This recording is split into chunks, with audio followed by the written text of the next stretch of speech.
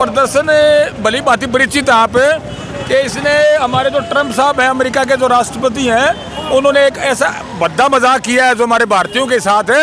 एक पूरे विश्व के अंदर ये एक बदनामी की बात हुई है। अरे हमारे गरीब भाई जो विदेश में जाकर के 10 रुपए कमाना चाह रहे थे मजदूरी करके, और उनको इस तरह बेइज्जत करके पैरों में बेड़ियां डाल करके और हथकड़ी डाल करके और वहाँ से यहाँ तक लाया गया है, इससे बड़ी शर्म की बात और क्या होगी। और हमारे मोदी जी क्या कह रहे हैं, मेरे मित्र है वो, अरे शर्म आनी चाहिए। एक शब्द भी मोदी जी ने नहीं कहा हमारे भारतवासियों के लिए, जिस इतने बड़े विशाल देश का प्रधानमंत्री है मोदी जी, और वो उसकी जनता के जनार्दन के लिए एक शब्द नहीं बोल रहा। शर्म आनी चाहिए।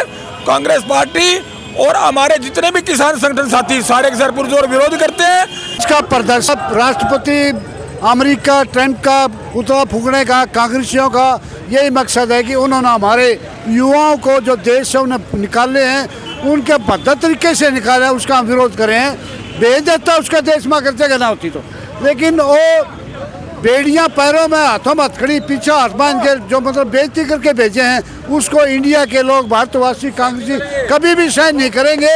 और हमें हमारे देश के प्रधानमंत्री से भी अनुरोध करते इस पर चुप्पी तोड़े और कम से कम अमेरिका के राष्ट्रपति को यह आगाह करे कि हमारे देश के आदमियों ने क्या ऐसा घिनौना काम कर रखा था जिसको आपने बेइज्जती करके एयरपोर्ट से हाथ पीछे बांध के पैरों में बेड़ी डाल के भेजे हैं। हमारे देश में भी 5 करोड़ विदेशी रहते हैं, हम सबका सम्मान करते हैं, हमने तो ऐसा नहीं भेजा। लेकिन यह बदनामी देश के लिए, हमारे देश के लिए बहुत ज़्यादा है। हमें मोदी जी से कहते हैं वहाँ वो अपने मित्र को कहो भाई ये भारतीयों के साथ ऐसा व्यवहार ना करे, अन्यथा भारत के साथ संबंध अच्छे बताने के बजाय ये संबंध खराब हुए हैं। हमारी कांग्रेस पार्टी इसका विरोध करती है और हमारे देश के प्रधानमंत्री अनुरोध करती है कि इस पर चुप्पी तोड़ के और इनका सम्मानजनक तरीके से वापसी करवाया जाए, इंडिया के जहाज दोबारा लाए जाए, न कि हाथ बांध के बेड़ी बांध के ऐसा ना लाया जाए।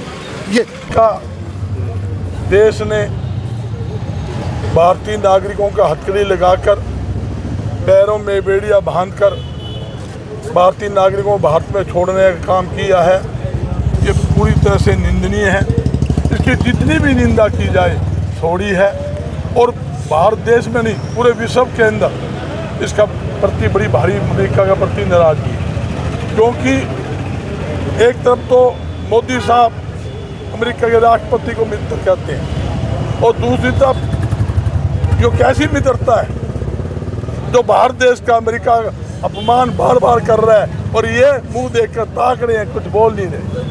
और यहाँ तक कि आपने देखा जो हमारे भारतीय नागरिक वापिस आए हैं उनके साथ कैसे जाति की वो खाने के लिए गौ हमारी माता हम नारा देते हैं, गौ माता की पूजा करते हैं। भारतीय जनता पार्टी गौ माता के नाम पर वोट मांगती है, और वही अमेरिका देश हमारे भारतीयों को गौ मांस परोस रही है, गौ मांस खुआने के लिए मजबूर कर रही है। इससे निंदनीय बात हो नहीं सकती। और एक केंद्र सरकार की पोल खुलती है, केंद्र सरकार बार बार कहती है हम रोजगार दे रहे हैं। भाई रोजगार देते तो भारत नागरिक क्यों विदेशों में जाते, क्यों रोजगार के लिए फिरते। और अवैध ढंग से जो आजकल एजेंसियां चल रही है जो लोगों को गुमराह करके विदेशों में भेज रहे हैं, सरकार को उनके खिलाफ भी सख्त से सख्त कार्रवाई करनी चाहिए। और नरेंद्र मोदी को अमेरिका के खिलाफ बोलते हुए इसकी जवाबदेही करनी चाहिए कि आप लोगों ने गलत किया है, उसके लिए अमेरिका के राष्ट्रपति को माफ़ी मांगनी चाहिए। हाँ, एक बात और कहता हूँ, आज ना तो केंद्र सरकार रोजगार दे रही है, ना प्रदेश सरकार दे रही है। 60% सरकारी नौकरियां, सरकारी पद हरियाणा में खाली पड़े हैं, 50% ज़्यादा केंद्र में खाली पड़े हैं। सरकार अगर युवाओं को रोजगार देगी, नौकरियां देगी, तो कौन विदेश में जाएगा।